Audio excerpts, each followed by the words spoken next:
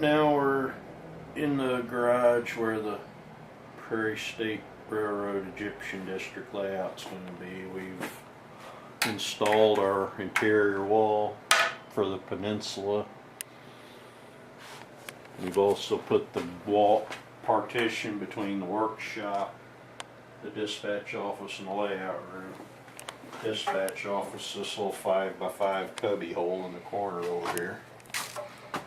This wall's not secured to the in place yet because we still got to take the garage door down. Most of the junk that's in here will be out of here before the layout is built. It's about halfway done. This is our heater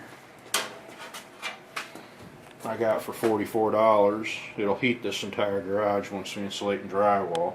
The heater will actually be under the end of the peninsula right here. So it'll be in the very center of the building and heat will radiate out from it.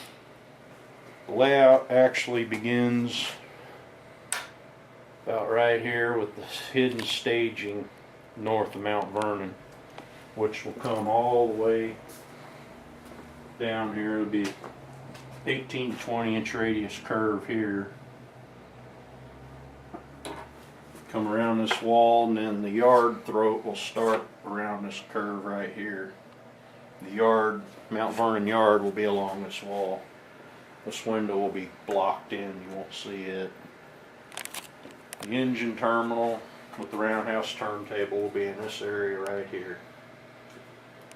The top deck starts out at 64 inches. The very top will go across this opening and it'll be a knot under. Some people will actually be able to walk under it without a problem. We do have some short people in the local club. Most of the decks are 64, 52, and 40. Goes around the room 3 times. The top will be in place. The next to there will be a gate here that will have to swing open to get in. It's a necessary evil, but it's the only way to get into this layout with the building I'm using. Mount Vernon will actually be across the top here, and then you go across. Mount Vernon will probably run to about over here, and then they'll go around this way, come along the peninsula, and then around the end here in a blob. Somewhere through here, probably be Marion. I'd say Marion might be back over here.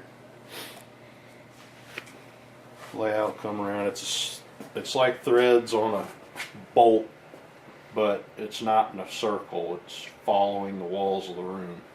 The second deck will come across here around somewhere between 54 and 48 inches. Then we'll come around again. And to here it'll get across that gate, which has yet to be designed. Go around again. Come all the way back around here. And then back around through here. All the way around this way. And then when we get to the gate again, this is where the Cache River Bridge will be. This particular part of the gate will probably only be 8 inches wide.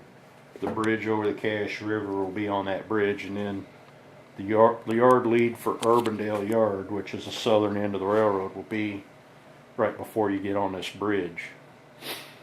And then once you go across that bridge, the Urbandale Yard, engine terminal, coach yard for the Cairo passenger terminal. Cairo will basically envelop this entire bottom deck over through here. Cairo Yard, Urbandale Yards, they're basically the same place. The whole railroad, it could come around this a third time if we needed it. We're still in the design phase for this. Green frame is the actual original manipulation that hung at Nielsen Junction, Illinois. The junction between The old Chicago and Eastern Illinois Railroad and the Chicago, Burlington, and Quincy Railroad, 8 miles south of Marion. It was the last interlocking tower in southern Illinois, south of St. Louis. It was an Armstrong levered plant until it was retired in 1989. Me and several of my friends salvaged what we could out of the tower, and this was one piece that everybody was wanting, but it disappeared. Last year I acquired it from the signal maintainer that actually retired the tower.